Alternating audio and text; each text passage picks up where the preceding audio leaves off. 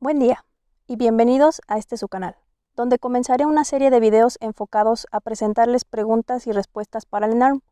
Espero les sean de utilidad. Y antes de comenzar, quiero darles unas recomendaciones. 1. Descarga el video, si es posible, solo en audio, para que en tu tiempo libre lo puedas escuchar y se te queden mejor las preguntas.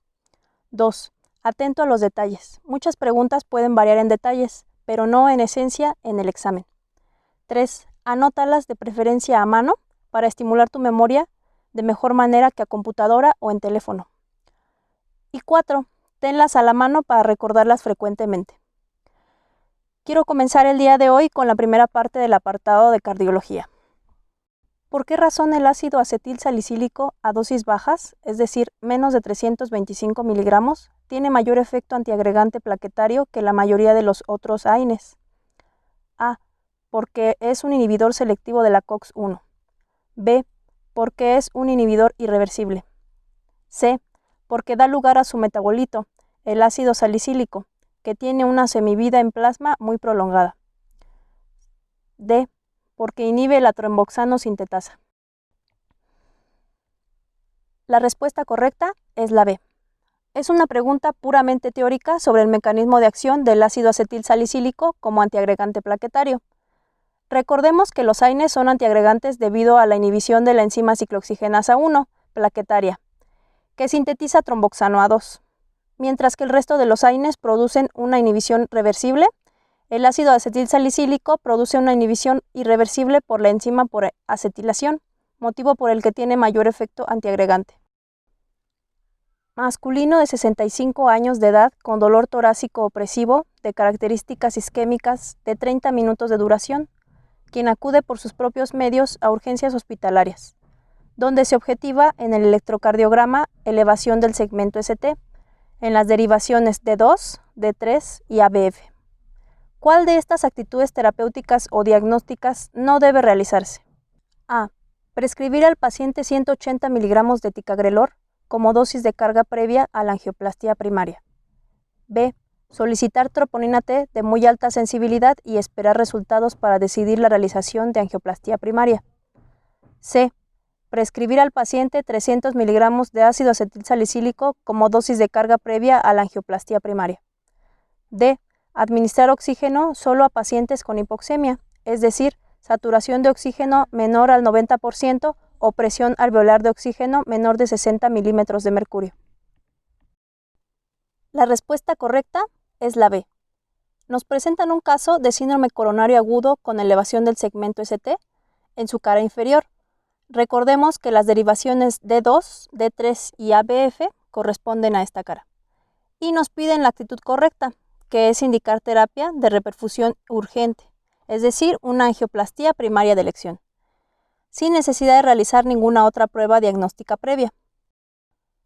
El tratamiento médico de los síndromes coronarios agudos incluye, desde el principio, doble antiagregación con ácido acetil salicílico y un segundo antiagregante potente, como el ticagrelor o el pasugrel, anticoagulación parenteral, estatina de alta potencia, IECA y beta bloqueante.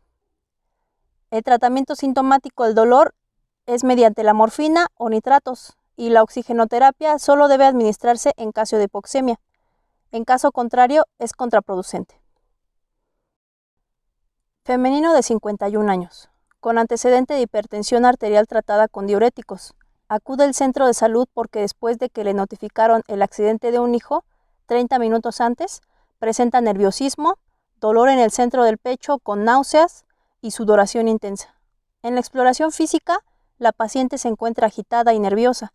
Tiene una frecuencia cardíaca de 86 latidos por minuto y una presión arterial de 132 sobre 87 milímetros de mercurio. ¿Cuál es el siguiente paso a seguir? A. Tranquilizarla. Explicarle que la exploración es normal, administrar un ansiolítico y recomendarle que si el cuadro no mejora, acuda nuevamente al centro. B. Realizar una determinación de troponinas cardíacas. C. Realizar un electrocardiograma de 12 derivaciones. D. Realizar una radiografía de tórax. La respuesta correcta es la C. El caso clínico es compatible con crisis de ansiedad, pero cuya clínica consiste en dolor torácico de características inestables, es decir, aparición en reposo, que es desencadenado por estrés emocional en una paciente con factores de riesgo cardiovascular. Ante la sospecha de síndrome coronario agudo, debemos realizar un electrocardiograma en menos de 10 minutos como primera prueba a realizar. Si contestamos esta pregunta desde el punto de vista de un psiquiatra, ante un cuadro clínico compatible con crisis de ansiedad, lo primero que debe hacerse es descartar daño a algún órgano. Femenino de 87 años, con antecedente de hipertensión arterial, ingresada hace 48 horas a la unidad coronaria, por infarto agudo de miocardio con elevación del segmento ST, de localización anterior. Avisa por disnea. En la exploración destaca soplo sistólico con frémito, irradiado al borde esternal derecho que no estaba presente al ingreso. ¿Qué complicación sospecha usted? A. Insuficiencia cardíaca por necrosis extensa. B. Aneurisma anterior. C. Rotura de la pared libre del ventrículo izquierdo. D. Rotura en el tabique interventricular. La respuesta correcta es la D. Es una pregunta de dificultad media sobre las complicaciones mecánicas del infarto agudo de miocardio. La paciente avisa por disnea y en la exploración se aprecia un soplo sistólico en una clasificación 4 de 6, que quiere decir con frémito, irradiado a borde esternal derecho, de nueva aparición. Dada la presencia de soplo sistólico, nuestra sospecha debe ser rotura del septo interventricular o también insuficiencia mitral aguda por rotura del músculo papilar. Sin embargo, esta última no se presenta. En el caso de la insuficiencia mitral aguda, el soplo debe ser menos intenso.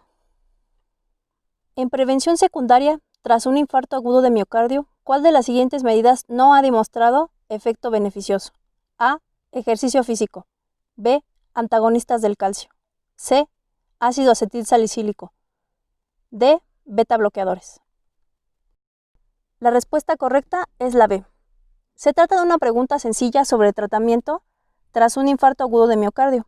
Todos los pacientes deben recibir de por vida, por su beneficio pronóstico, ácido acetil salicílico a dosis antiagregante, estatinas, IECAS y beta bloqueadores.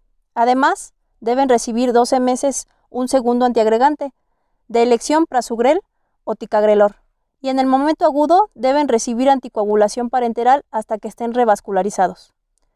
Los antagonistas de calcio no han demostrado beneficio pronóstico. Podrían utilizarse como antianginosos si fuera necesario, teniendo en cuenta que los no dihidropiridínicos están contraindicados en pacientes con una fracción de eyección de ventrículo izquierdo deprimida.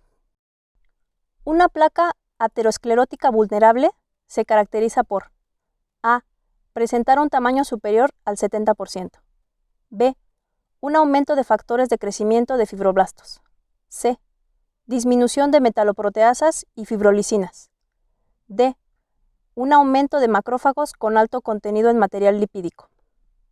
Esta pregunta es muy bonita y además es novedosa, ya que nosotros estamos viendo la fisiopatología directa y además el concepto de la placa vulnerable, es decir, con riesgo de rotura, que es el tipo de placa aterosclerótica que caracteriza a la angina inestable y que causa, con su rotura y posterior trombosis de la arteria donde se sitúa, los síndromes coronarios agudos con elevación del segmento ST. En cambio, la angina estable se caracteriza por placas con bajo riesgo de rotura. El tamaño de las placas de ateroma es bastante independiente de su riesgo de rotura, aunque las placas más grandes suelen ser las más vulnerables. Las placas vulnerables se caracterizan por tener un núcleo lipídico, es decir, aquellos macrófagos cargados de colesterol y una cápsula fibrosa fina. En ellas se acumulan además linfocitos Th1 y se expresa interferón gamma y metaloproteasas. También presentan microvasos. En cambio, cuando las placas se estabilizan, predominan los linfocitos Th2, se expresa interleucina 10 y factor de crecimiento tesular beta, y el núcleo lipídico disminuye mientras la cápsula fibrosa crece en grosor. Las estatinas, los ARA2 y el cese del tabaquismo han demostrado favorecer la estabilización de las placas de ateroma. Femenino de 72 años que acude al hospital por dolor torácico opresivo de 2 horas de evolución. La presión arterial es de 68/32 milímetros de mercurio. La frecuencia cardíaca es de 124 latidos por minuto. La frecuencia respiratoria es de 32 respiraciones por minuto. La saturación de oxígeno del 91%, con oxígeno suplementario al 50%. A la auscultación pulmonar se aprecian crepitantes bilaterales. Se realiza un electrocardiograma que muestra lesión subepicárdica en cara anterior, con imagen especular en cara inferior. En la radiografía de tórax se aprecia patrón alveolar bilateral. ¿Cuál es su decisión terapéutica? A. Iniciar infusión de nitratos intravenoso. B. Realizar fibrinólisis con tenecteplase. C. Realizar angioplastía coronaria urgente. O D. Administrar furosemida 40 miligramos intravenoso. La respuesta correcta es la C. Este es un claro ejemplo de una pregunta muy sencilla. Es una mujer con clínica anginosa y elevación del segmento ST en el electrocardiograma, que muestra una lesión subepicárdica. Se trata de un síndrome coronario agudo con elevación del segmento ST, cuyo manejo prioritario era reperfusión urgente, siendo de elección la angioplastía primaria, sobre la fibrinólisis. Ante un paciente con 60 años de edad, diabético, con angina estable secundaria cardiopatía isquémica, por obstrucción subtotal en el tercio medio de la arteria coronaria descendente anterior, ¿qué tratamiento propondría? A. Médico, con vasodilatadores y betabloqueadores para evitar la angina. B. Expectante, con reposo riguroso, ya que al disminuir la demanda miocárdica de oxígeno, deberá disminuir la angina. C. Quirúrgico, para revascularizar el miocardio isquémico mediante un puente bypass de arteria mamaria izquierda distal a la lesión en la arteria coronaria enferma. D. Cateterismo terapéutico para dilatar la lesión de la arteria enferma e implantación de un stent en la zona dilatada. La respuesta correcta es la D. La enfermedad coronaria severa de una o dos arterias coronarias tiene como tratamiento de elección la angioplastía percutánea. La enfermedad severa del tronco coronario izquierdo o de las tres arterias coronarias, es decir, descendente anterior, circunfleja, coronaria derecha, tiene como tratamiento de elección la cirugía de revascularización miocárdica o bypass. ¿Qué alteración electrocardiográfica se interpreta como lesión subendocárdica? A. La supradesnivelación del segmento ST. B. La onda T picuda. C. La presencia de onda Q. D. La depresión rectilínea del segmento ST. La respuesta correcta es la D. Se trata de una pregunta teórica sencilla y clásica sobre los cambios electrocardiográficos en la cardiopatía isquémica. Los cambios en la onda T, cuya significación está hoy en día en entredicho, indican clásicamente isquemia. Las ondas T picudas significan isquemia subendocárdica y las ondas T negativas indican isquemia subepicárdica o transmural. Los cambios del segmento ST se interpretan como lesión. Entre ellas, el descenso horizontal o descendente del ST se interpreta como lesión subendocárdica y ascenso del ST como lesión subepicárdica, transmural. Por último, las ondas Q significan necrosis, transmural en la cara del corazón, a la que se refieren las derivaciones donde aparecen. El 90% de los aneurismas del ventrículo izquierdo, como implicación de un infarto de miocardio transmural, son secundarios a una oclusión aguda de la arteria coronaria. A. Tronco común de la arteria coronaria izquierda. B. Arteria descendente anterior. C. Arteria circunfleja. D. Arteria descendente posterior. La respuesta correcta es la B. Los aneurismas ventriculares son una complicación mecánica del infarto agudo de miocardio, siendo más frecuentes en localización anterior, tras infartos anteriores, específicamente en el segmento apical, y por tanto, por oclusión de la arteria descendente anterior.